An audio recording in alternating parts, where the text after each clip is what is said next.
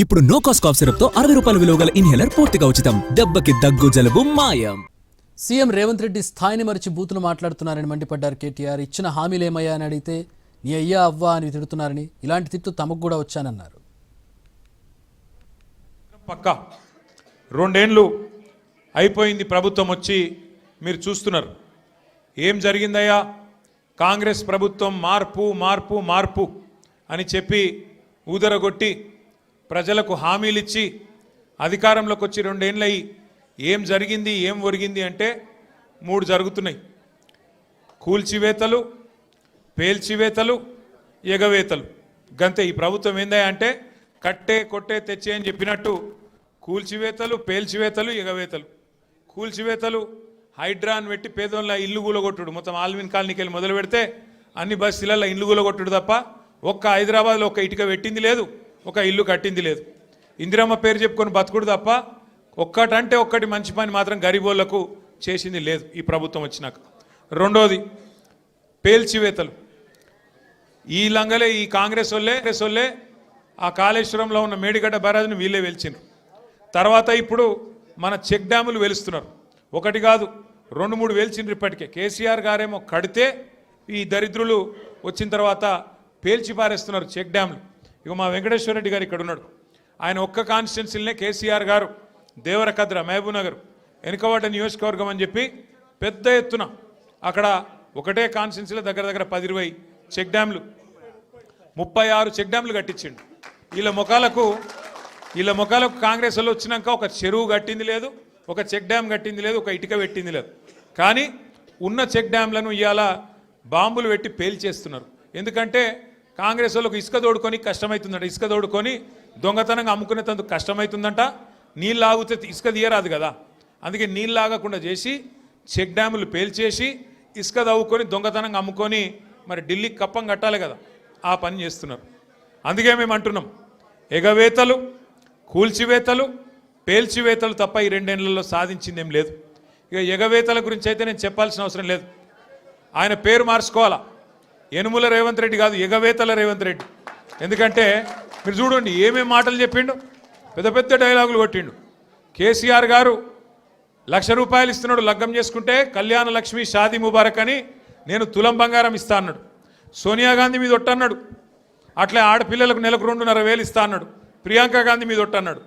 మరి అయినాయి వాళ్ళకని వచ్చినాయా? 2,500,000 తులం బంగారం వచ్చిందా? ముసలోళ్ళని ముంచిండు. 2,000 పెన్షన్ను 4,000 చేస్తా అని మాట్లాడిండు. వచ్చినాయా? ఇవేవి కాలేదంట. కానీ ఇప్పుడు 1,00,000 మంది ఆడోళ్ళని కోటీశ్వర్లు ఎత్తారట ఈ మొగోడు. ఏది ఒక్కరినిద్దరిని కాదు, తెలంగాణలో ఉన్న 2 కోట్ల మంది ఆడపిల్లలు ఉంటే అందులో 1,00,000 మందిని కోటీశ్వర్లు చేసేదాకా ఇచ్చిపెట్టాడట.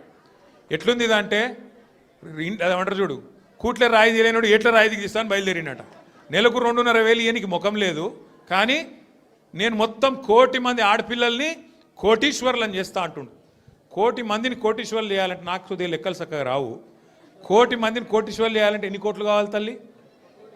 1,00,000 కోట్లు కావాలి. మరి మన బడ్జెట్ ఎంత? 3,00,000 కోట్లు. ఎన్ని రోజులు కావాలి మరి? మీరు నేను బతుకుంటామా? 1,00,000 మంది కోటీశ్వర్లు కావాలంటే గింత లంగ మాటలు, గింత దొంగ మాటలు. పెద్ద పెద్ద గొంతేసుకొని వరుతున్నాడు. నిన్న మొన్న మీరు చూసారు. నాకు నిజంగా ఒకటి అర్థం కావట్లేదు. ఇప్పుడు ఎవరన్నా నువ్వు ఎక్కడికి వెళ్ళి వచ్చినావు, అసలు నువ్వు ఎక్కడికి వెళ్ళి మొదలైంది నీ ప్రయాణం? రోడ్ల మీద అయినా పెయింటింగ్లు వేసుకుంటుండే పాపం రేవంత్ రెడ్డి గారు. మంచిదే, తప్పేం లేదు. చిన్న స్థాయికి వెళ్ళి పెద్ద స్థాయికి ఎవరైనా రావాల జీవితంలో, తప్పులేదు. కానీ మంచి పనులు చేసి రావాలి.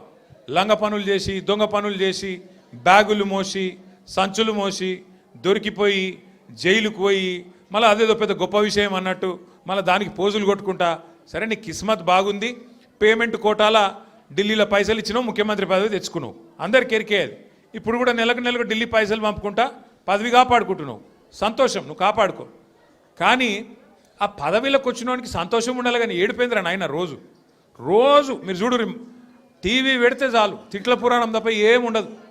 మీరు గట్టిగా అడిగినారు అనుకో, ఏమాయిరా బై 2,500 ఏడు ఉన్నాయని చెప్పి మీరు అడిగినాక ఆడపిల్లలు పోయి మీ గుడ్లు వీకి గోటీలు ఆడుతా అంటాడు. వీడెక్కడ ముఖ్యమంత్రి? ముసలోళ్ళు పోయి ఏమాయిరా బై మరి 2,000 పెన్షన్ 4,000 ఎత్తానో 100 రోజులు లాంటివి నరికితివి ఏడవన్నావు తమ్మి అంటే నీ పేగులు తీసి మెడలు వేసుకుంటా అంటాడు. అట్లాగే మన విద్యార్థులు పోయి ఏమయ్యా మరి 2 లక్షల ఉద్యోగాలు అన్నావు, ఏం సంగతి అంటే నీ లాగుల తొండలు ఇడిచిపెడతా. వీడేం ముఖ్యమంత్రి, వీందేం భాష, నాకు అర్థమే కాదు. అరే 2 ఏళ్ళకి వెళ్ళి ఏం చేసినవారు అయ్యా నువ్వు అంటే, లాగుల తొండలు ఇడుస్తా, మెడల బేగులేసుకుంటా, గుడ్లు వీకి గోటీలాడతా, నీ అమ్మ నీ అయ్యా గీదా భాష. మాకు రాదా భాష? మాట్లాడమంటావా? హైదరాబాద్లో పెరిగినోని నేను. మాట్లాడమంటే ఉర్దూలా, హిందీలా, తెలుగులా, ఇంగ్లీష్లా పొల్లు తిట్టే తెలివి నాకు కూడా ఉంది. మాకు కూడా వస్తుంది భాష. హైదరాబాద్ గల్లీలలో పెరిగిన నేను. నువ్వేడో ఊరికెళ్ళి వచ్చినావు, సరే రా పర్వాలేదు, నీ అదృష్టం బాగుంది, ముఖ్యమంత్రి అయినావు, చేయి. రోజు ఏడుచుడు ఎందుకు? మేము ప్రతిపక్షంలో ఉన్నాం, నువ్వు అధికారంలో ఉన్నావు. ఇక అంటారు చూడదు సామెత, కనకపు సింహాసనం మీద శునకం కూర్చోబెట్టినట్టు నిన్ను ఆడ కూర్చోబెట్టిన పాపానికి రోజు అరసుడే. రోజు అరిసి నిన్న మొన్న కొడంగల్లో చూసిన. కొడంగల్లో ఆయన సర్పంచులు గెలిపించుకున్నాడంట. గెలిపించుకుంటే సంతోషంగా బువ్వ పెట్టాలి, 4 మంచి మాటలు చెప్పాలి, ఇక రాష్ట్రంలో ఉన్న పల్లెలకు ఫలానా చేస్తా, నేను ముఖ్యమంత్రి అని చెప్పాలి. రోజు అరసుడు. నాకైతే డౌట్ వస్తున్నది, ఎంత ఒరులుతున్నాడు, ఎంత అరుస్తున్నాడు అంటే, ఆ గీతమ్మ ఉన్నది ఆయన భార్య, ఆయనకి చెప్తున్నా, ఆమె చెప్తున్నా, నేను తల్లి గీతమ్మ జల్దీ కట్టే, లేకపోతే ఆయన ఎవరైనా కరిసినా కరుస్తాడు వీడు. ఎందుకంటే ఇప్పుడు రోజు అరిసి పిచ్చిలేసిపోయేటట్టున్నది, కరిసేటట్టు తయారైంది రోజు రోజుకు. నేనేమంటున్నా అంటే, ఏనుగు పోతుంటే మస్తు జంతువులు మొరుగుతుంటాయి, నక్కలు, కుక్కలు. మనం పెద్ద పట్టించుకునే అవసరం లేదు.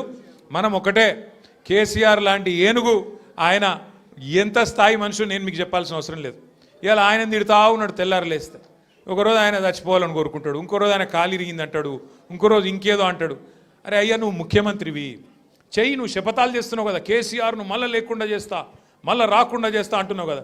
నిజంగా నీకు నిజంగానే నీకు సత్తా ఉంటే, నిజంగా నీకు అంత టాలెంట్ ఉంటే చెయ్యి శపథం. 1 కోటి మంది ఆడపిల్లలకు రేపటి నుంచే నెలకు 2,500 రూపాయలు ఇస్తాను, జనవరి 1 నుంచి శపథం చేయి, నేను చూస్తా.